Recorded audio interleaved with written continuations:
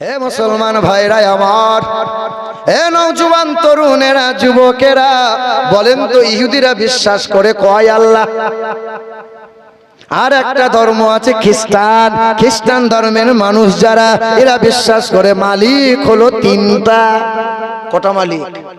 কোরআনে আল্লাহ জানাইলেন ওয়াকালাল মাসীহু ইয়া ঈসা ইবনে মারইয়াম, এক মালিক আল্লাহ। আল্লাহর একটা বিবি আছে নাম তার মারিয়াম, আল্লাহর একটা ছেলে আছে নাম তার ঈসা। মালিক হলো তিনজনা। জোরে বলেন। তবে আর একটা ধর্ম আছে সনাতন ধর্মের মানুষ যারা, এরা বিশ্বাস করে আর একটু আলাদা। এদের বিশ্বাস হলো লোহা লক্করের মালিক বিশ্বকর্মা, সূর্যের মালিক সূর্যদেব, আকাশের মালিক ব্রহ্মা, জমিনের মালিক বিষ্ণু, ছেলে মেয়ে দেবে শিব দুর্গা, বিদ্যার মালিক সরস্বতী, রুজির মালিক লক্ষ্মী। এ মুসলমান, তবে জ্ঞানী যারা, পণ্ডিত যারা, তারা বিশ্বাস করে মালিক এক। বেদে লেখা আছে এক মালিকের কথা, না দ্বিতীয়ামা না তৃতীয়ামা চতুর্থা না পঞ্চুতে, তিনি দুইটা তিনটা চারটা হবেন না। ও নম ব্রহ্মাণ্ড প্রভাসিত নম কল্যাণ শান্তি যুগে যুগে নমঃ। তিনি আকাশ জমিনের মালিক, হায়াত মৌতের মালিক, তিনি বিশ্ব ব্রহ্মাণ্ডের মালিক। তার ইচ্ছার বাইরে গাছের পাতা নড়ে না, সবার মৃত্যু হবে, তার কখনো মৃত্যু হবে না। তার কেউ জন্ম দেয় নাই, তিনি কখনো জন্ম নেয় নাই। তিনি তার কোনো সন্তান নাই, তিনি কখনো জন্ম নেয় নাই। খায় না, তিনি ঘুমান না। এক আল্লাহ, আদামু নামে রহিমা, আল্লাহ জ্যেষ্ঠাং ষষ্ঠাং পুরনাং পন্নাং। তিনি আল্লাহ, তিনি জ্যেষ্ঠ, তিনি ষষ্ঠ, তিনি মহান প্রতিপালক, এক দ্বিতীয় লা শারীকা লা, আল্লাহু আল্লাহ। আসমানের রব এক আল্লাহ, জমিনের রব আল্লাহ, সর্ব জায়গার সর্বক্ষণের মালিক এক আল্লাহ। তবে আসমানের রহমত হলো রাসূলুল্লাহ, জমিনের রহমত হলো রাসূলুল্লাহ, আখিরাতের রহমত হলো রাসূলুল্লাহ, সর্ব জায়গার সর্বক্ষণের রহমত হলো রাসূলুল্লাহ। এক আল্লাহ ছেড়ে দিল যারা, নবীর রাস্তা থেকে দূরে গেল তারা, পৃথিবীর জমিনে লাঞ্ছিত অপমানিত তারা। হে মুসলমান ভাইরা আমার, ধৈর্য ধরেন, সবুর করেন। হে মুসলমান, মরিচ বুকাইলি বলে এক বেঈমান ছিল, বিখ্যাত পণ্ডিত মানুষ ছিল, বাইবেলে ভুল ধরেছিল, চান্দাবাস্তায় ভুল ধরেছিল, চ্যালেঞ্জ ছুড়েছিল মুসলমানদের কোরআন মুছে দেব, মুসলমানদের নাম নিশানা মুছে দেব। মুসলমানরা গর্ব করে কোরআন নিয়ে। মরিচ বুকাইলি খ্রিস্টান ধর্মের অনুসারী, আরবি ভাষায় দক্ষত হলো, কোরআন পড়া শুরু করে দিল। ওই মরিচ বুকাইলি কোরআনের ভুল ধরতে গিয়ে, কোরআনকে মুছে দিতে গিয়ে নিজেই মুছে গেল, কালেমা পড়ে মুসলমান হয়ে গেল। এ মুসলমান নওজোয়ান তরুণেরা, এই তো বাংলাদেশে পাবনা জেলায় বাড়ি। বাবাটার নাম শশীকান্ত ভট্টাচার্য, ছেলেটার নাম সুশান্ত ভট্টাচার্য। ঢাকা বিশ্ববিদ্যালয় থেকে ডবল এম.এ করে নিল। বাবা ব্রাহ্মণ ছিল, ছেলেটা যজ্ঞ করে গলায় পৈতে ঝুলাইল। সন্ধ্যাবেলায় বেদ রামায়ণ মহাভারত পড়ে। তার মনে মনে চিন্তা হলো, মুসলিমদের প্রতি বিদ্বেষ এসে গেল, মুসলমানদের কোরআনে ভুল ধরব। মুসলমানরা আজান দেয়, কানে সঙ্গে সঙ্গে আঙ্গুল গুজে দেয়, না না, আজানে আমাদের বড় ডিস্টার্ব হয়। তাই তো মুসলমানদের টাইট করতে গিয়ে বলে মুসলমানদের আজানের সাউন্ড কমাতে হবে, আমাদের ঘুমের বড় অসুবিধা হয়। আরে 20 বছর আগে হিন্দু বলো, মুসলমান, সাঁওতাল, আদিবাসী বলো, সামনে মাধ্যমিক পরীক্ষা ছিল। হিন্দু ঘরের ছেলেটা ভোরের বেলায় আজান শুনে পড়তে উঠেছিল। মা, ভোরে আজান শুনতে পেলাম, তাই তো ঘুম ভেঙে গেলাম, লেখা পড়ার জন্য প্রস্তুতি নিলাম। আরে মাঠে গিয়েছিল, কেউ তো হাতে ঘড়ি নিয়ে যায় নাই, নাই, তখন তো মোবাইলের যুগ ছিল না। আজান হয়েছিল, কাজের ছুটি নিয়ে হিন্দু খ্রিস্টান আদিবাসীরা বাড়ি ফিরে এলো। আজ বলছে আজানে বড় শব্দ দূষণ হয়। ওই তো বাংলাদেশের ছেলে আজান হলে পরে এখানে আঙ্গুল দিত, তবে সন্ধ্যাবেলায় বেদ রামায়ণ মহাভারত পড়তে শুরু করলো। তার ধর্মগ্রন্থে দিন দুনিয়ার বাদশাহ জনাবে মুহাম্মদুর রাসূলুল্লাহ সাল্লাল্লাহু তাআলা আলাইহি ওয়াসাল্লামের নাম পেল। জি হ্যাঁ, সন্ধ্যাবেলায় বেদ রামায়ণ পড়ে, সকাল থেকে সন্ধ্যা পর্যন্ত পূজা অর্চনা করে। ওই মুসলিম ঘরের ছেলেটা বাবাকে বলল, বাবা তুমি যদি আমাকে অনুমতি দাও, ইসলাম ধর্মের মহাগ্রন্থ আল কোরআনটা আমি পড়তে চাই। বলে খোকা বাইবেল পড়, রামায়ণ পড়, জান্দাবাস্তা পড়, কিন্তু কোরআন পড়িস না। দেখবেন আজীবন মুসলমানদের প্রতি একটা হিংসা ভাব সবার আছে, সবার আছে। আজ দেখবেন ভারতের জমিনে কত গির্জা আছে, কত মন্দির আছে, পাঠশালা আছে, কারো কোনো সমস্যা নাই, কিন্তু মসজিদগুলো নিয়ে, মাদ্রাসাগুলো নিয়ে এক শ্রেণীর বড্ড জ্বলন হয়। দেশের মাটিতে কত বিদ্যালয় আছে, কারো সমস্যা নাই, কিন্তু মাদ্রাসাগুলোই নাকি সন্ত্রাসী তৈরি হয়। হ্যাঁ, রাত ভোর কীর্তন হয়। আমরাও চাই তাদের ধর্ম তারা পালন করুক, কিন্তু আমাদের আজান নিয়ে কেন বাবা এত অসুবিধা হয়? ভাইরা আমার, ন্যাংটা সাধু ঘুরে ঘুরে বেড়ায়, কোনদিন আমরা প্রতিবাদ করি না। তাদের ধর্মে আছে, তারা করুক, তার ধর্ম তার কাছে ভালো, আমার ধর্ম আমার কাছে রাখো। কিন্তু দাড়িওয়ালা টুপিওয়ালা দেখলে কেন এত সমস্যা হয় বাবা? আমরা তো প্রতিটা ধর্মকে সম্মান দিই। বলেন মুসলিম ছেলে বাবার কাছে বারবার অনুমতি নেয়, দৌড়ে যায় ইমামের কাছে হাজির হয়। ছেলেটা আলিফ বা তা শুরু করে দেয়। কয়েক মাসের ভিতরে ছেলেটা কোরআন পড়া শিখে নেয়। মন হয় এবার মসজিদে যায়, কিন্তু চান্স হয় না। মসজিদের সামনে গিয়ে দাঁড়াইয়ে রয়। মসজিদে জুম্মার দিনে আজান হয়, কত ডাক্তার যায়, মাস্টার যায়, নেতা যায়, মেম্বার যায়, গরিব যায়, ধনী যায়, কালো ভরসা যায়। যে আগে যায় সে মসজিদের সামনে কাতারে বসতে পাই। কি গো, না না, মেম্বার এসছে বলে তাকে ঘাট ধরিয়ে তুলে দিয়ে পিছনে কাতারে দেবে? এমন মসজিদের সুযোগ পাওয়া যাবে? এমন সুযোগ পাওয়া যাবে? কিন্তু কয়েক বছর ধরে দেখছিলাম ছাগলের রাখাল যে, তাকে দেখছি শিক্ষিত লোকরা সেলুট করছে। এক কলম বিদ্যা লেখাপড়া জানে না, সে সমাজের নেতা হয়েছে। এই কয়েক বছর ধরে দেখছিলাম। আগে ছিল আলেম ওলামাদের সম্মান, শিক্ষিত মানুষের কত ইজ্জত ছিল, কোথায় গেল? সব শেষ, সব শেষ। মূর্খরা নেতা হলো, লুটে পুটে সব সম্পদ গুছিয়ে নিল। যে হ্যাঁ বন্ধু আমার, সোনার টুকরো বাপ, আমার নওজোয়ান তরুণেরা, খোদার ঘর মসজিদে নেতাগিরি চলবে না, খোদার ঘর মসজিদে মেম্বারগিরি চলবে না, সেখানে গিয়ে কেউ ডাক্তার কে মাস্টার ডিগ্রি চলবে না। পৃথিবীতে দুনিয়াদারি করতে গেলে ডিগ্রি চলে, উপাধি চলে। কবরে গিয়ে যদি ডিগ্রি দেখাও, ফেরেশতা যখন হাজির হবে সেদিন হাফেজ সাহেব বলবে আমি বড় হুজুর, তখন ফেরেশতা ভয়ে পালিয়ে যাবে। কি মনে হয় আপনাদের? জান কবুজের সময় যখন মালাকুল মউত ফেরেশতা আসবে, তখন আপনাদের এলাকার বড় মুফতি সাহেব, আমি বড় মুফতি, মালাকুল মউত ফেরেশতা বলে সাংঘাতিক ব্যাপার, তাহলে জান কবুজ করা যাবে না, চবারি চ। ভয় পাবে। বলেন ডিগ্রিতে আর কাজ হবে না বাপ। সেদিন কলকাতা এয়ারপোর্টে, ত্রিপুরা থেকে আসছিলাম, কলকাতা এয়ারপোর্টে দাঁড়িয়ে আছে দু চারটে যুবক ছেলে, বলছে হুজুর দাঁড়ান তো সেলফি নেবো। এইরকম মোবাইল নিয়ে ছবি তুলছে। তাই বললাম আমাকে নিয়ে কটা ছবি হলো বাবা? বলছে 230টা ছবি আছে এরকম হুজুরদের ছবি। মানে এত ছবি রেখে কি লাভ? বলছে যখন কবরে যাব এই মোবাইল খুলে ফেরেশতাকে দেখিয়ে দেবো, ফেরেশতা ভয় পেয়ে যাবে, ফুরুত করে জান্নাত পেয়ে যাব। আর যে মালের ছবি তুলছিস সেই মাল তো পাকড়াও হয়ে যাবে। আপনাদের কি মনে হয়? না না, ডিগ্রিতে কাজ হবে না। খোদার ঘর মসজিদে তবে কিছু কিছু মানুষকে দেখতে পাওয়া যায় আজীবন নামাজ পড়ে, ফ্যানের তলা না হলে মসজিদে বসবে না, হেলান না হলে চাচার জুতো হয় না, গোটা গ্রাম ঘেটে দেয় ছেটে দেয়, ঘুম হয় না। ইমাম যখন খুতবা পড়ে ঘাড় কাত করে মাল নাক ডাকে। দেখেননি ইমাম সাহেব খুতবা বলছে আলহামদুলিল্লাহ নাহমাদুহু ওয়া নাস্তাইনুহু, চাচা তখন ঘোড়াত ঘোড়াত করে নাক ডাকছে। চাচা ঘুমাচ্ছেন? না। কই ও মাল মুখ দিয়ে লাল ঝরে দাড়ি ভিজে গেছে। চাচা ঘুমাচ্ছেন? কই না তো। কখন যে হারামটা গড়িয়ে গেল লালা। দেখবেন আবার চাচা করেছে কি, 1 টাকার কয়েন 2 টাকার কয়েন মসজিদে নিয়ে গেছে, জুম্মার দিনে সামনে দিয়ে পটো যায় না। চাচা আমার 1 টাকার কয়েন ঝরাম করে দেয়, ওপর থেকে চিন্তা করছে কি ব্যাপার, বাজ পড়লো নাকি।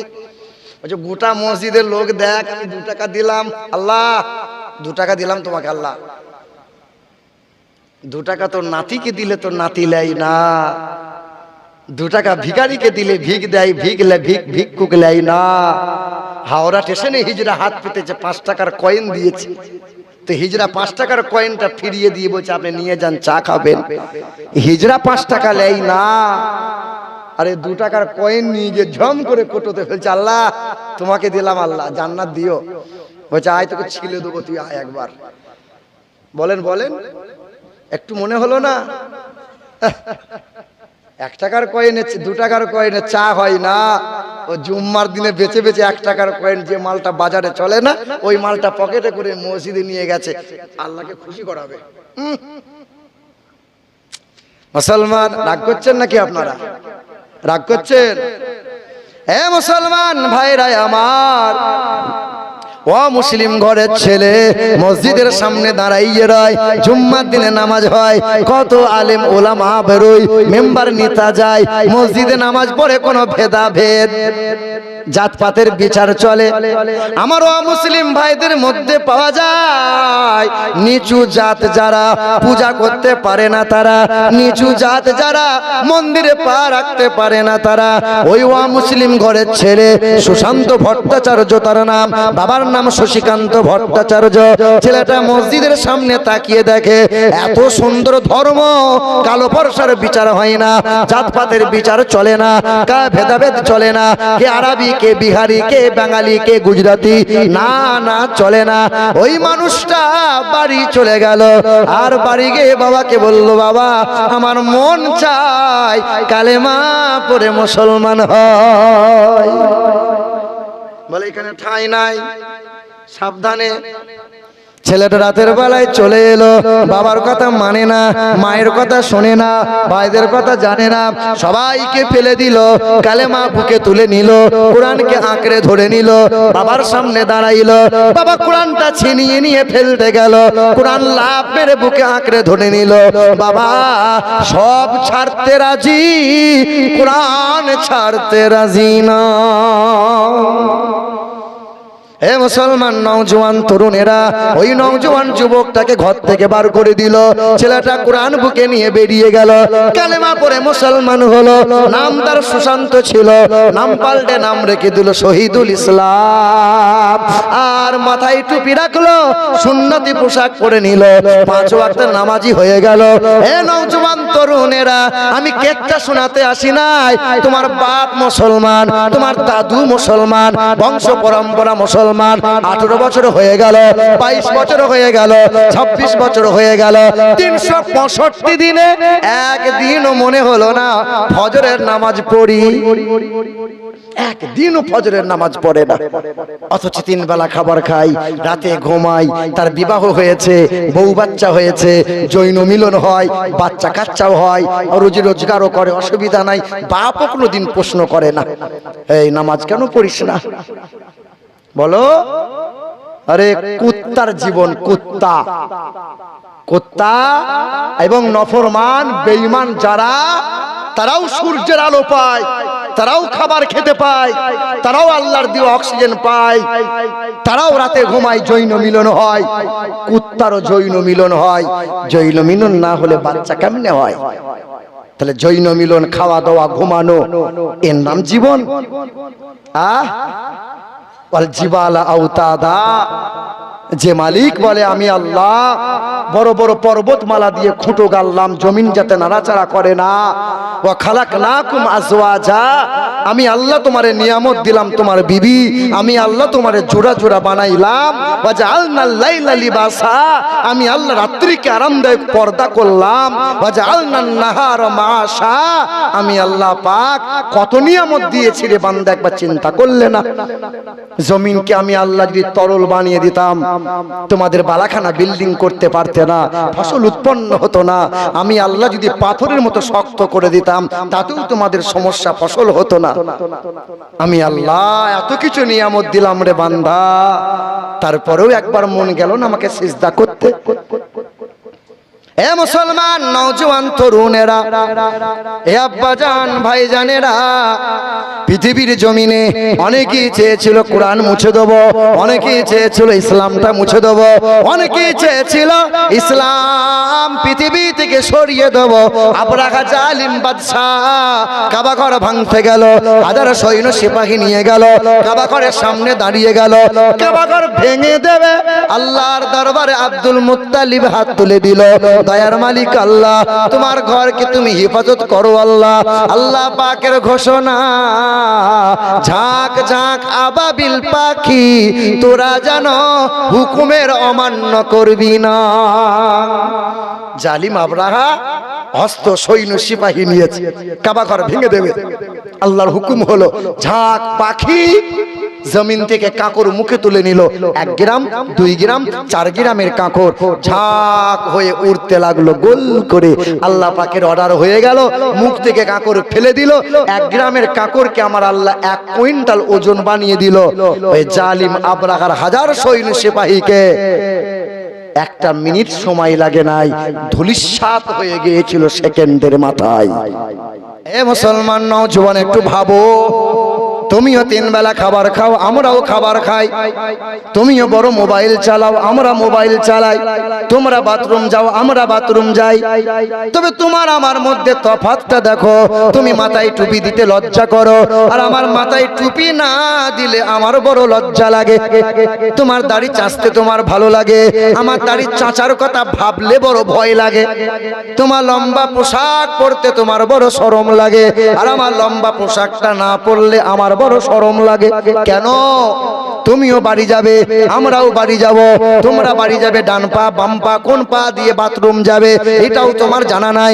আলেম উলামা যারা, মাদ্রাসার ছাত্র যারা, বাম পা দিয়ে বাথরুমে প্রবেশ করবে, দোয়া পড়ে ঢুকবে, কখনো ন্যাংটা হয়ে বেহায়ার মতো পেশাব পায়খানা করবে না। আমার চাচা 40 বছর ধরে নামাজ পড়ে, এখনো কেমনে পেশাব ইস্তেঞ্জা করতে হয় এটাই জানে না। দেখেননি চাচা আমার পেশাবখানায় বসেছে, একদম কাপড় এমন করে তুলেছে, পিছন দিকে লোক যদি কেউ দেখে, সুন্দরবন সব দেখা যাচ্ছে। হাঁটুর উপরে কাপড় তুলতে হয়, তুমি তো কাপড় একদম মাথায় তুলে নিয়েছ। হে মুসলমান বাপ, বাম পা না দিয়ে মাদ্রাসা তালিব ইলম ছাত্র আলেম ওলামা যারা বাথরুমে ঢুকবে না, দোয়া পড়বে, বাম পা দিয়ে যাবে, বাথরুম হবে, ডান পা দিয়ে বার হবে, আল্লাহর শুকরিয়া আদায় করবে, ওযু বানাবে, ডান কাত না হয়ে ঘুমাবে না, দোয়া না পড়ে বিছানায় পিঠ লাগাবে না, ঘুম থেকে উঠবে, ফজর হয়ে গেলে আর ঘুম আসবে না। আমার তোমার ঘরের ছেলেটা বেলা 8টা না বাজলে ঘুম ভাঙে না। কেন বাপ এমনটা হয়ে গেল?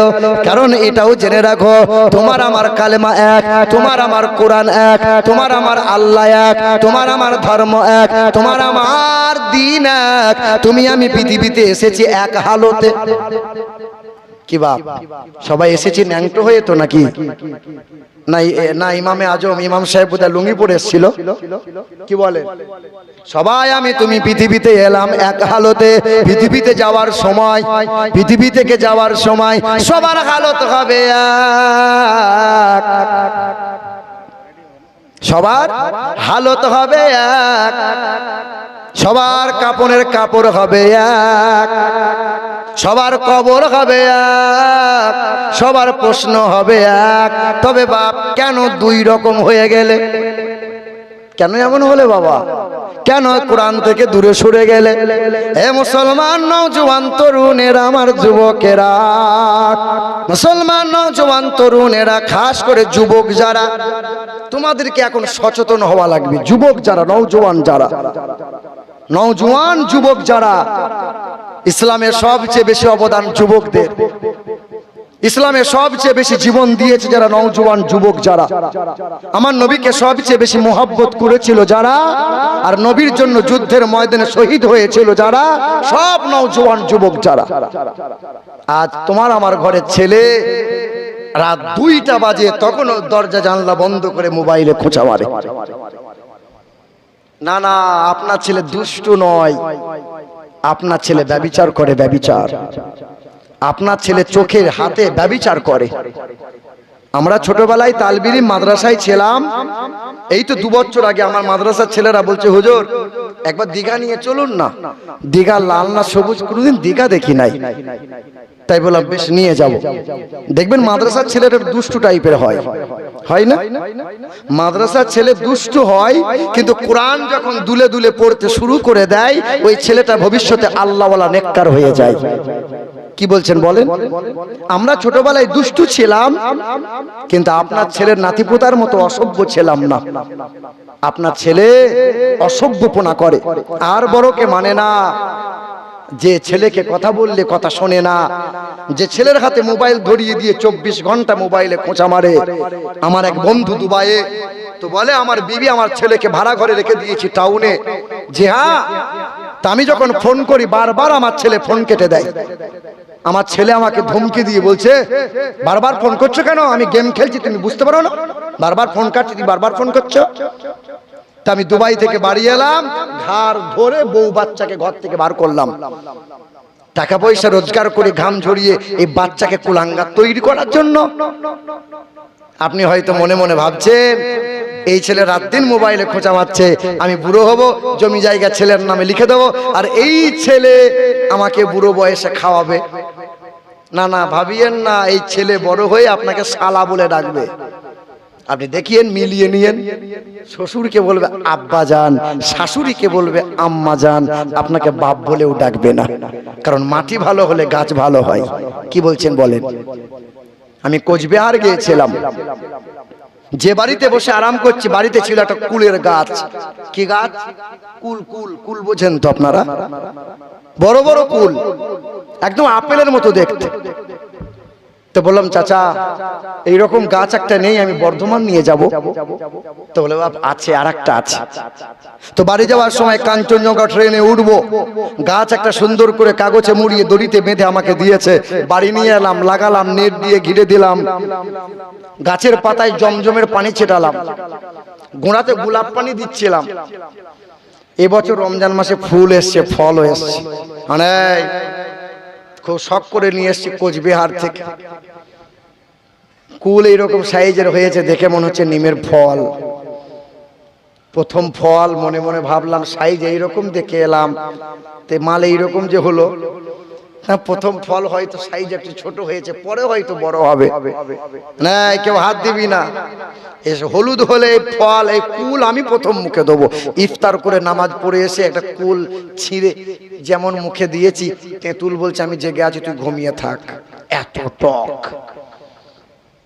ফোন করলাম, চাচা এই টুপি পরা লোককে তুমি টুপি পরিয়ে দিলে? হ্যাঁ। তো বলছে, না বাপ, আমি টুপি পরাইনি বাপ। হ্যাঁ, তুমি এমন গাছ দিয়েছো বাপ, গোড়াতে গোলাপ পানি দিলাম, পাতাতে জমজমের পানি ছিটা মারলাম, সে মাল এত টক যে মুখে লাগানো যায় না। তোর বাপ সব দিয়েছে, সব ঠিক আছে, তোর মাটি খারাপ। কি খারাপ? কি খারাপ বলেন? মাটি ভালো হলে গাছ ভালো হয়, গাছ ভালো হলে ফল ফলন ভালো হয়, কারখানা ভালো হলে প্রোডাক্টটা ভালো হয়। মা বাপ যদি নেককার নেককারিনী হয়, সন্তান হবে আল্লাহওয়ালা। পিরানে পীর দস্তগীর মহিউদ্দিন আব্দুল কাদের জিলানী এমনি এমনি আল্লাহর ওলি হয় নাই। বাপ মা আল্লাহওয়ালা ছিল, সন্তান আল্লাহর ওলি হলো। খাজা মঈনুদ্দিন হাসান সানজারি আলাইহি রাহমাতুল্লাহ তো রিজওয়ান, এমনি এমনি আল্লাহর ওলি হয় নাই, মা বাপ আল্লাহ ওয়ালা ছিল, তাই তো সন্তান হলো আল্লাহর ওলি। শোনেন নাই আপনারা যে বড় পীরের আব্বা আবু সালে মুসা জাং রহমতুল্লাহ আলাই একটা আপেল কুড়িয়ে পেয়েছিল নদীতে। এ বাপ শোনেন নাই আপনারা, নদীতে আপেল কুড়িয়ে পেল, কামড় দিয়ে দিল, মনে মনে অনুশোচনা তৈরি হলো, না না মনে হয় ভুল হলো। তাকওয়া আল্লাহকে ভয় করে খুঁজে খুঁজে ওই বাগানের মালিকের কাছে পৌঁছে গেল। হুজুর আপনার গাছের ফলে কামড় দিলাম, আমাকে মাফ করে দেন।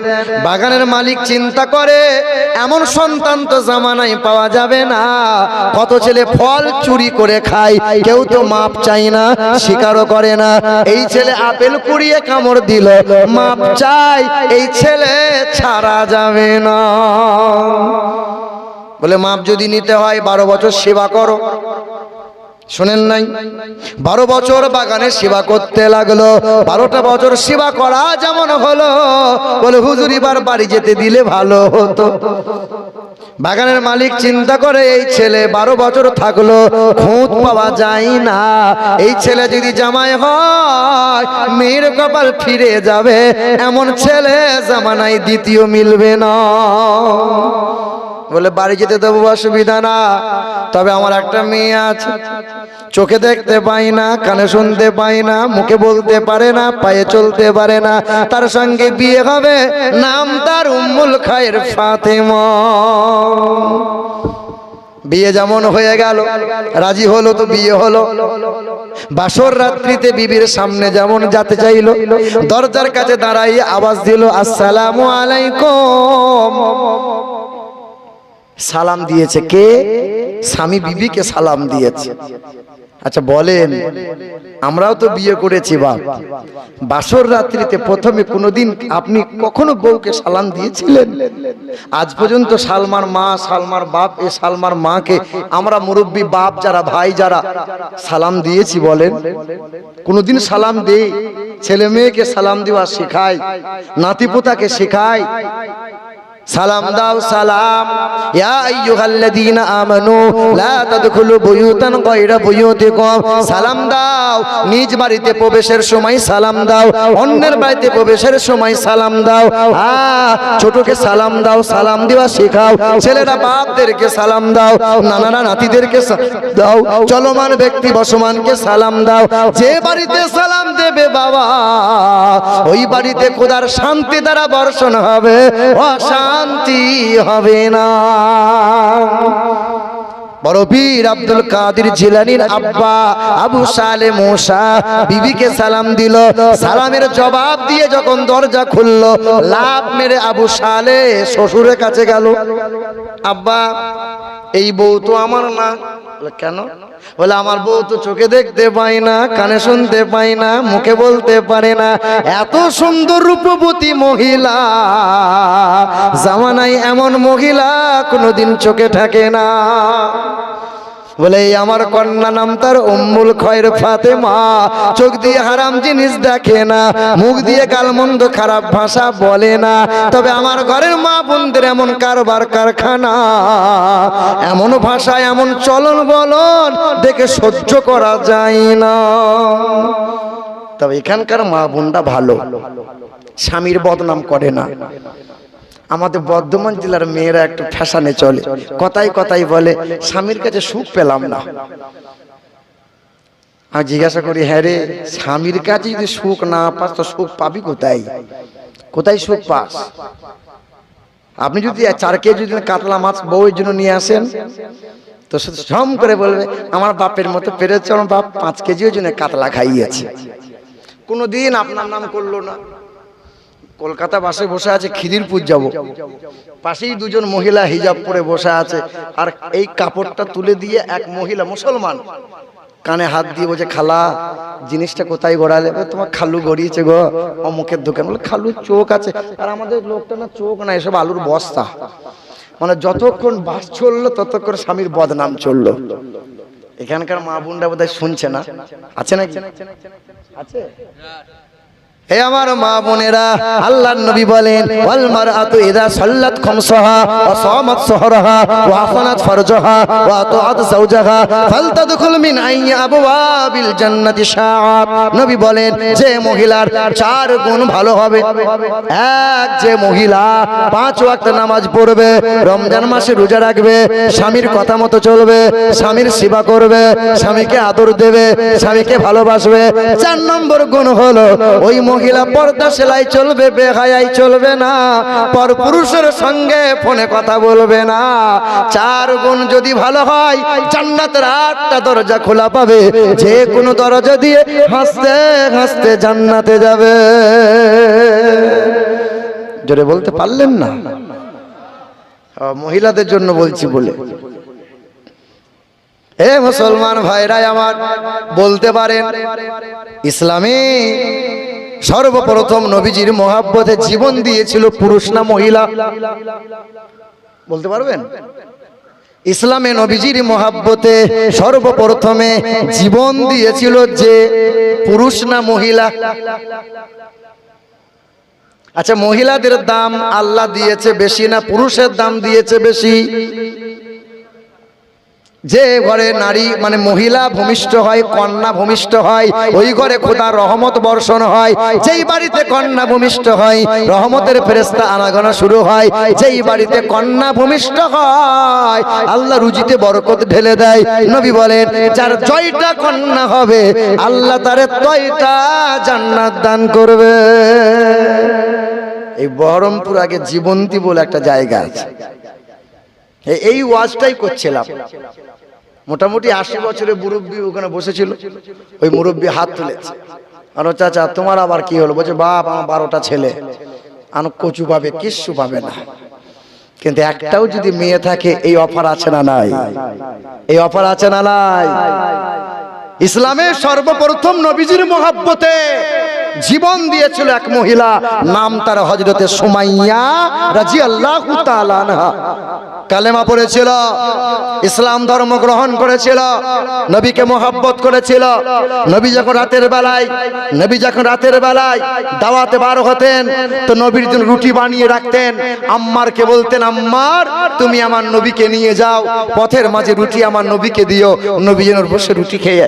আহা, নবী রুটি বানাতেন নবীর জন্য। আহারে, ওই আম্মার রাদিয়াল্লাহু তাআলা আনহু সঙ্গী হতেন। মা সুমাইয়াকে ধরে নিলেন, বেঈমানরা ধরে নিয়ে খেজুর গাছে বেঁধে দিল, আর মা সুমাইয়াকে বলল, সুমাইয়া তুমি কালেমা ত্যাগ করে দাও, ইসলাম ধর্ম থেকে দূরে সরে যাও, নবী করা বন্ধ করে দাও। তো সুমাইয়া বলেছিল, যে হৃদয়ে যে কালবে নবীর মহব্বত অন্তরে জায়গা দিয়েছি, এই হৃদয় থেকে নবীর ভালোবাসা কমবে না, ইসলাম বন্ধ করব না, কালেমার জারি থাকবে, বন্ধ হবে না। মা সুমাইয়ার কাপড় খুলে উলঙ্গ করে দিয়েছিল, সামনে নিজের ছেলে আম্মারকে বেঁধে রেখে দিয়েছিল। আম্মার রাদিয়াল্লাহু তাআলা আনহু আকাশের দিকে চেয়ে বলেছিল, মালিক জমিনটা তুমি আমার জন্য ফাঁক করে দাও, আমি মাথাটা ঢুকিয়ে দিই, আমার নজরের সামনে মাকে উলঙ্গ করবে, আমি সন্তান হয়ে কেমনে দেখবো মালিক। সেদিন মা সুমাইয়াকে উলঙ্গ করেছিল। মা সুমাইয়াকে উলঙ্গ করেও যখন মা সুমাইয়া কালেমা ত্যাগ করে না, বেঈমানের দল হযরত সুমাইয়া রাদিয়াল্লাহু তাআলা আনহাকে জমিনে চিৎ করে শুইয়েছিল। ডান হাত ডান পা রশিতে বেঁধে টান দিয়েছিল, বাম হাত বাম পা অন্য এক রশিতে বেঁধে 2 দিকে টান দেয়া হলো। বেঈমানের দল বর্ষা নিয়ে গেল, বর্ষা দিয়ে পাক খাইয়েছিল। বর্ষা যখন পাক দিল, ভেতরকার রক্ত মাংস কলিজা বর্ষার মাথায় ছিঁড়ে টেনে বার করেছিল। তো হযরতে সুমাইয়া বেঈমানের মুখে থুতু ফেলে বলেছিল, বেঈমানের দল রক্ত নিলি, মাংস নিলি, কিন্তু ভেতর থেকে ঈমান ছিনিয়ে নিতে পারলি না, পারবিও না। সেদিন বেঈমানের দল করেছিল কি জানো? সোনার টুকরো, ইসলাম এমনি এমনি আসে নাই, কোরআন এমনি এমনি আসে নাই, ইসলামের প্রচার এমনি এমনি হয় নাই। ডান দিক ডান হাত ডান পায়ে রশিটা এক ঘোড়ার পিঠে বেঁধেছিল, বাম হাত বাম পায়ে রশিটা অপর এক ঘোড়ার পিঠে বেঁধে একই সঙ্গে দুই ঘোড়ার পিঠে চাবুক মেরেছিল। দুই দিকে দুই ঘোড়া দৌড়ে ছুটে গিয়েছিল। মা সুমাইয়ার দেহটা দ্বিখণ্ড হয়েছিল, দ্বিখণ্ড হয়ে দুই দিকে যেমন ছিঁড়ে চলে গেল। দ্বিপ্রহরের সময় মা সুমাইয়া হযরত সুমাইয়া রাদিয়াল্লাহু তাআলা আনহা শহীদ হয়ে গেল। সূর্য যখন অস্ত যায়, মাগরিবের যখন সময় হয়, তখন হযরত সুমাইয়া রাদিয়াল্লাহু তাআলা আনহার ওই মাংসের ভিতর থেকে আওয়াজ ভেসে এসেছিল, লা ইলাহা ইল্লাল্লাহ, লা ইলাহা ইল্লাল্লাহ, লা ইলাহা ইল্লাল্লাহ মুহাম্মাদুর রাসূলুল্লাহ। আপনি ভাবছেন চায়ের দোকানে বসে বসে বাঁ হাতে করে চা পান করবেন, বিড়িতে টান মারবেন, আর চায়ের দোকানে বসে বসে ইসলামের ফতোয়া চালাবেন? ইসলাম এত সহজ? মসজিদে ঢুকেছেন, তাসবিহ নাই, তাহলিল নাই, সিজদার লম্বা চওড়া নাই, তাড়াতাড়ি নামাজ পড়ে মুরগির মতো মাথা থেকে দম করে বেরিয়ে চলে গেলেন, মানে জেলখানায় বন্দী ছিলেন মসজিদের ভিতরে। কখন বার হব, কখন বার হব? জুম্মার দিনে কিছু লোক তো সুন্নত পড়ে না, জুম্মার দিনে কিছু লোক সুন্নত নামাজ পড়ে না। যেমনই দু রাকাত হয়ে গেল, লাফ মেরে কাঁধের ওপরে পা বাড়ি করে এরকম করে বেরিয়ে চলে গেল। মনে হচ্ছে মৌলবী খ্যাপা, আর যে মুসল্লিগুলো সুন্নত পড়ে, নফল পড়ে, এরা সব বোকা ও চালাক লোক। মনে হচ্ছে সপ্তাহে এই দু রাকাত ফরজ, জুম্মার দিনে এটাই ফরজ ছিল, বাকি আর নামাজই ফরজ নাই, আর নামাজই পড়া লাগবে না। মুসলমান ভাইরা আমার, হে নওজোয়ান তরুণের আমার যুবকেরা, খুব মনোযোগ সহকারে শুনি বাপ। আল্লাহর নবী সাল্লাল্লাহু তাআলা আলাইহি ওয়াসাল্লাম যখন শিশু ছিলেন, আল্লাহ রাসূল সাল্লাল্লাহু আলাইহি ওয়াসাল্লাম দিন দুনিয়ার বাদশা আকাশের চাঁদকে নিয়ে নবী খেলা করেছিলেন। নবী যখন বড় হলেন, ইসলামের প্রচার শুরু করে দিলেন, ওই নবীর শাহাদত আঙ্গুলের ইশারায় আকাশের চাঁদ দু টুকরো হয়ে গেল। পৃথিবীর জমিন থেকে সর্বপ্রথম চাঁদে গেল নীল আর্মস্ট্রং, আমেরিকা দেশের বড় বৈজ্ঞানিক। আমেরিকার ওই বৈজ্ঞানিক যখন চাঁদে গেল, চাঁদ থেকে ফিরে এলো, বিশ্বের সাংবাদিকদের সামনে ঘোষণা দিল, চাঁদের তিনটে তথ্য পেলাম। চাঁদে বিন্দু মাত্র কোনো অক্সিজেন নাই, চাঁদের মাটিতে কোনো উর্বরতা নাই, চাঁদে কালো রেখা, কালো দাগ দেখতে পাওয়া যায়। সাংবাদিকরা প্রশ্ন করেছিল, চাঁদে কেমনে দাগ হয়, চাঁদে কেমনে দাগ পাওয়া যায়? ওই সময় 6 মাস সময় নিল।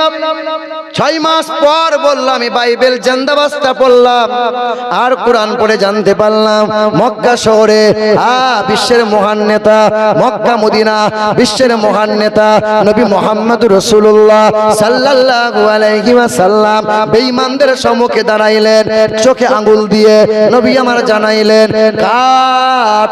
আল্লাহর নবী বললেন, এ শুকনো কাঠ, লাকড়ি, এ কাকর পাথর, আমার পরিচয় দিয়ে দাও। সবার পরিচয় দিল। এক মরা গোসাপ, মরা বেঈমানরা বলেছিল, নবী এই মরা গোসাপ যদি আপনার পরিচয় দিতে পারে তাহলে আমরা কালেমা পড়ে নেব। আল্লাহর নবী বললেন, এ গোসাপ তুমি জিন্দা হও, আমার সঙ্গে কথা বলো। সেই সময় নবীর পরিচয় গোসাপ দিল, বেঈমান কালেমা পড়ে মুসলমান হলো। আল্লাহর নবী আমার শাহাদত আঙ্গুলে করে ইশারা করলো। ওই বিখ্যাত বৈজ্ঞানিক, আমেরিকার বৈজ্ঞানিক নীল আর্মস্ট্রং বলে দিল, যার আঙ্গুলের ইশারায় আকাশের চাঁদ দুফালা হয়ে গেল। আজও চাঁদে দাগ রয়, কিন্তু রাসূলুল্লাহর চরিত্রে কোনো দাগ নাই, কোনো দাগ নাই। দামি মানুষ হতে চান তো কোরআনটাকে একটু বুকে আঁকড়ে ধরেন, নবীকে একটু মহাব্বত করেন। না না, আপনি মনে মনে শুধু ভেবে নিয়েছেন নামাজ নাই, কুল নাই, পবিত্রতা নাই, ওই জলসা তলায়, মিলাদ তলায় মাথায় গামছা দিয়ে বসবো, ছল্লে আলা ছল্লে আলা, পার পেয়ে যাবেন? না না, বলেন না, পার পেয়ে যাবেন? ও হো হো হো, ইসলাম এত সহজ ভেবে নিলেন? এত রক্ত, এত জীবন, এত কিছু করা হলো, আর আপনি কাঁধে গামছা দিয়ে ছল্লে আলা করলেন, পেশাব করে পানিও নিলেন না, দাম্পত্য জীবনের মধুর মিলনের পরে ফরজ গোসলও করলেন না, বাজার হলো, হাট হলো, মাঠঘাট সব হয়ে গেল, লজ্জা শরম ভয় লাগলো না, দিয়ে মাথায় হাত দিয়ে চায়ের দোকানে বসে বসে বলছে মুসলমানদের কি বিপদ। মুসলমান হয়েছো বাপ, মুসলমান হয়েছো, মুসলমানের কোন বিপদ আসবে না, জেনে রেখে দাও। মুমিনের কখনো বিপদ আসবে না, না না, ইমানদারের কখনো বিপদ আসবে না। কোরআনে আল্লাহ পাক একটা সূরা দিয়েছেন, সূরা, ওই সূরাটার নাম হচ্ছে সূরা মৌমাছি। আছে না নাই? সূরাটার নাম সূরা মৌমাছি। 14 নম্বর পারায় আছে, আরবিতে বলা হয়েছে সূরা নাহাল। নাহালের বাংলা হলো মৌমাছি। আল্লাহ বলেছেন বান্দা একটু গবেষণা করো, সামান্য মৌমাছি নিয়ে গবেষণা করো। আল্লাহ কোরআনে সূরা দিয়েছেন সূরা মাকড়সা, দিয়েছেন না দেয়নি? আনকাবুত 20 পারাতে আছে। কোরআন শরীফ আল্লাহ একটা সূরা দিয়েছেন, সূরার নাম পিঁপড়ে, এটা 19 পারাতে আছে সূরা নামাল। কেন দিয়েছেন? আল্লাহ দিয়েছেন সূরা গাভী, আল্লাহ গাভী দিয়ে সূরা দিয়েছেন। কেন দিয়েছেন? কারণ আছে। বাপ আল্লাহ বললেন বান্দা মৌমাছি নিয়ে গবেষণা কর। আমেরিকার মৌমাছি আর বাংলার মৌমাছি গাছের ডালে ঘরের কোণে বাসা তৈরি করে, এক একটা বাসার ভিতরে সূক্ষ্ম সূক্ষ্ম ঘর, সেখানে বাথরুম আছে, ডাইনিং আছে, বেডরুম আছে। ওই মৌমাছি সুগন্ধময় ফুল থেকে রস সংগ্রহ করে, এক একটা মৌচাকের ভিতরে 30 থেকে 35 কেজি মধু থাকে। বল রে বান্দা, ওই গাছের ডালের নাট নাই, স্ক্রুপ নাই, এত ওজনওয়ালা বাসা কার ইশারায় ঝুলে রয়? কার ইশারায়? আল্লাহ বলে বান্দা গবেষণা কর। ওই মৌমাছি কখনো গোবরে বসে না, দুর্গন্ধ ফুলে বসে না, হারাম খাবার খায় না, না পাক জায়গায় বসে না। তবে গুয়ে মাছি, কেউ বলে কানা মাছি, একটা মাছি আছে না, মিষ্টির হাঁড়িতে বসবে, পায়খানাতেও বসবে, আম কাঁঠাল দেখলে তো ঝাঁপিয়ে বসবে। ওর স্বভাব ওই রকম, ভালো খাবারেও পাবে, খারাপেও পাবে, ভালো জায়গাতেও পাবে, খারাপ জায়গাতেও পাবে। আরে গুয়ে মাছির স্বভাব নিয়েছে কিছু মুসলমানের ছানা। আজ তো বসে আছে মনে হচ্ছে আল্লাহর ওলি, যেমন মাথায় টুপি, সুন্দর পোশাক, সুন্দর চেহারা, কাল দেখা যাবে লটারির দোকানে, অন্য কোথাও না। জুম্মার দিন সামনে কাতারে পাওয়া যায়, বিকাল বেলায় সুদের কারবার শুরু হয়। চাচা আমার ফজরের নামাজে পড়ে গিয়ে জমির আল কেটে কেটে জমি বড় করে দেয়। তবে এইদিকে এইরকম লোক নাই, আলঝোড়া লোক আছে বাবা। বাহ, না তা আবার না থাকা, হ্যাঁ রাগ করিয়েন না। দেখবেন যখন আমাদের কেউ মারা যায় না, বাস্তব ঘটনা, সত্য ঘটনা, আমাদের যখন কেউ মারা যায় তখন ইমাম সাহেব দিকে, ইমাম সাহেব একটু বলে দেন আসসালামু আলাইকুম, আমি বড় মসজিদের হাফেজ সাহেব বলছি। 76 বাপ মরে গেছে, খুব লোক ভালো ছিল, কিন্তু অনেক মেরি বাপ মাকে ঘর থেকে বার করে দিচ্ছে, ভাইয়ের সব জমি জায়গা লিখে নিয়েছে, মাল উপর হয়ে শুয়ে আছে, সবাই আল্লাহর ওয়াস্তে মাফ করে দাও। জানা যায় বলে না মাফ চাই না, মাফ না, এইরকম ভাষা বলে না, খুব ভদ্র ভাষাতেই বলে। আমি একটু অভদ্র ভাষাই বললাম। এই লোকটার জন্য যে মাফ চাইছে, যে লোকটা সামনে শুয়ে আছে, এই লোকটা যখন বেঁচে ছিল, ছেলের বিয়েটা দেওয়ার সময় বলেছিল বিয়াই মশাই 8 লাখ টাকা নগদ লাগবে, 12 ভরি সোনা লাগবে, 400 বরযাত্রী নিতে হবে। মেয়ের বাপটা হাত ধরে বলেছিল এত দাবি করিয়েন না, এমনি 4 বিঘা জমি হয়তো আমাকে বিক্রি করে মেয়ের বিয়েটা দিতে হবে। মেয়ের একটু সুখের জন্য জমি জায়গা বিক্রি করে বন্ধক দিয়ে 400 বরযাত্রী উপর হয়ে খেয়ে এসছে, নষ্ট করে এসেছে। 8 লাখ টাকা নগদ নিয়েছে, 12 ভরি সোনা। শুধু 4 ভরি সোনা দিতে দেরি হয়েছে, আর ফিরিসটা দিতে দেরি হয়েছিল। রমজান মাস এসেছিল, মেয়েটা বলেছিল শাশুড়িকে, মা একটু ঠান্ডা পানি এনে দাও না, আমি একটু শরবত করে খাবো। সেই সময় শ্বশুর, শাশুড়ি, জামাই একসঙ্গে খোঁটা দিয়ে বলেছিল, তোর বাপ ফ্রিজ দিয়েছে, ঠান্ডা পানি খাওয়ার তোর জীব কেন রে? তোর বাপ সোনা দিল না, অমুক দিল না, তা দিল না। মেয়েটা ঈদের 6 দিন আগে লাফ মেরে দৌড়ে দৌড়ে চলে গেল। আব্বার গলা ধরে বলেছিল, আব্বা ওই বাড়ি বাড়িতে আমার আর কোনোদিন সুখ হবে না, তুমি 4 ভরি সোনাটা এখনো দাওনি বলে রাত দিন শুধু অশান্তি করে, রাত দিন শুধু খোঁটা দেয়। তাহলে জানাজার ময়দানে আমরা ইমাম সাহেবকে দিয়ে মাপ চাওয়াই, কিন্তু মাপ মরার পরে চাইতে হয় না বেঁচে থাকতে চাইতে হয়? বাপ বলো না, বলো না। মরার পরে দেখবেন বৌমা যে শ্বশুর শাশুড়িকে জীবনে খেতে দেয় না, কাতলা মাছের মতো হাফ হাফ করছে, আর বৌমা তখন চামচে করে ফলের রস গালে দিচ্ছে। আব্বা, ও আব্বা, একটু হাঁ করো আব্বা, করো। আচ্ছা বলেন, এই কাতলা মাছের মতো যখন হাফ হাফ করছে, এই সময় ফলের রস দিলে ভেতরে আর যাবে বাবা? জীবনভর যে ছেলেটা নিজের বাপকে খেতে দিল না, বাপ বলে ডাকলো না, মরার পরে 40 মিলায় 4টে গরু করে 4 হান্ডা বিরিয়ানি করে এলাকার লোককে ভোজ করে খাওয়ালো, বলেন বাপ মরার পরে বেঁচে থাকতে করতে হয় না মরার পরে করা দরকার ছিল? এ বাপ দেখবেন আপনার গ্রামে তো 2-4টে লোক মারা যায়, যায় কি যায় না? যখন আপনার গ্রামে লোক মারা যায়, গোসল দেওয়ার সময় পর্দা করতে হয় না? পর্দা করতে হয় না? তখন কাপড় ঘিরে দিয়ে পর্দা হয়। এই যে মুরব্বী বাপ একবার তো বললেন না, যে লোকটা বেঁচে থাকতে জাঙ্গিয়া পরে বেহায়ার মতো পুরুষ মহিলা একসঙ্গে গোসল করলো, মাঝে মধ্যে ভাবি ভাবি পিঠটা চুলকে দাও তো। আবার বিয়ে যখন বিয়ে হয় কাঁচা হলুদ লাগাই না, এদিকে কাঁচা হলুদ গায়ে মাখাই না? কারা মাখায়? মা মাখায় না ভাবি মাখায়? কথা বলে না।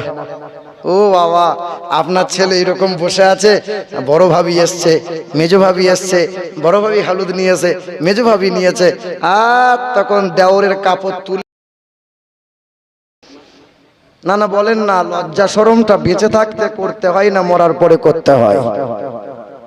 বেঁচে থাকতে জীবনে পর্দা করলে না, লজ্জা করলে না, মরার পর বোঝায় পর্দা করতে হবে। কথা বুঝতে পারলেন না? এবার বেঁচে থাকতে, এই যে যখন আপনার গ্রামে কেউ মারা যায় আর কবরে যখন শোয়ানো হয়, লাশটা পূব দিকে দেন না পশ্চিম দিকে দেন? মুখটা পশ্চিমে দেন।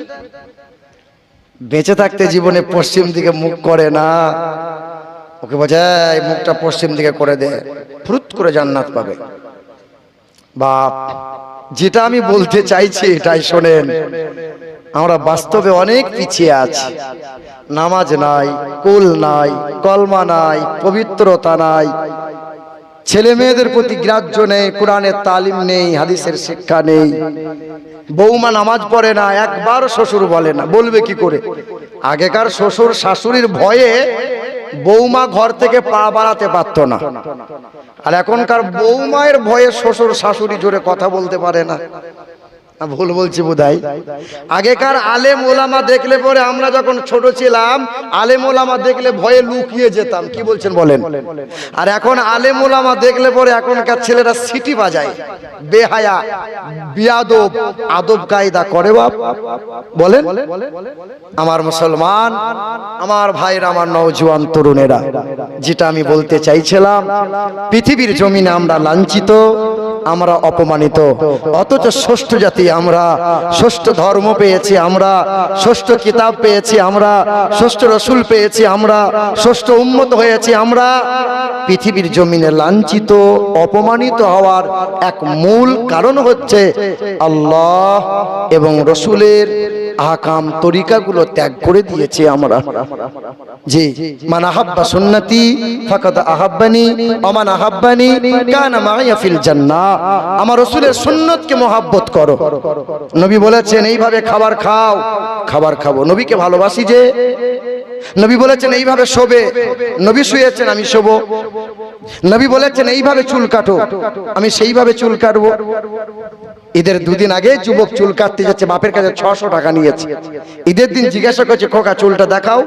তো চুলটা দেখাচ্ছে, চতুর্দিকটা নেড়া করেছে, মধ্যখানে চুল ঠাড়ো করেছে। জিজ্ঞাসা করছে, এই চুল কেমনে কাটলে বাপ? এটা কি কাট? বলছে এটা ভেড়া কাট। আমার বাপ কি বেঁচে নেই? বলে বাপ বেঁচে আছে, ছেলে এরকম কুলাঙ্গার হয়েছে। কারণ বাপ মা ভালো হলে সন্তান ভালো হবে। যাই হোক, আল্লাহ পাক আমাদেরকে সুশিক্ষা অর্জন করার তৌফিক দান করেন। কোরআন পড়েন, ছেলে মেয়েদেরকে কোরআনের তালিম দেন, নিজে নামাজ পড়েন, ছেলে বৌমাদেরকে নামাজ পড়ার জন্য, বিবিদের নামাজ পড়ার জন্য বলেন। কোনো গতি নেই, কোনো গতি নেই, হাই হতাশ করে আর লাভ হবে না। ধৈর্য ধরেন, সবুর করেন, ইমানদার হন, মুমিন হন, অটুট থাকেন, ইনশাআল্লাহ একদিন বিজয়ের পতাকা উড়বে। মুসলমানদের হাতে বিজয়ের পতাকা আসবে আর মুসলমানদের বিজয় হবেই হবে ইনশাআল্লাহ। আসসালামু আলাইকুম ওয়া রাহমাতুল্লাহি ওয়া বারাকাতুহু।